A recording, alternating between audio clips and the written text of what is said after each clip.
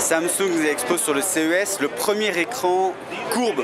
Alors c'est un moniteur, pas un téléviseur cette fois, basé sur une DAL-PLS, mais une DAL-PLS classique. Donc ça, le PLS, pour rappel, c'est un équivalent de l'IPS de chez LG, mais à la sauce Samsung, c'est ça. Les caractéristiques restent les mêmes, c'est-à-dire qu'on a grosso modo un assez des bons angles de vision. Le taux de contraste en revanche est assez moyen. En revanche, bon là ce qui est intéressant, c'est que c'est une dalle courbe. En revanche, la courbure est très modeste quand même. On le voit, l'effet de courbure est accentué là par le pied, dont la courbure est largement supérieure en fait à celle de l'écran. L'idée de Samsung, ce serait de proposer l'écran en fait à des joueurs. Donc c'est la démonstration qu'on a de l'autre côté, où cette fois-ci on nous a collé 3 écrans pour nous montrer que l'immersion avec des écrans courbes comme ça serait cette fois totale ou en tout cas plus grande.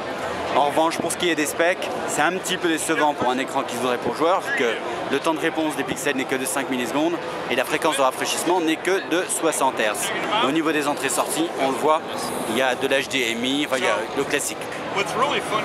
La date de sortie, courant 2014, pas de prix, pas de date précise.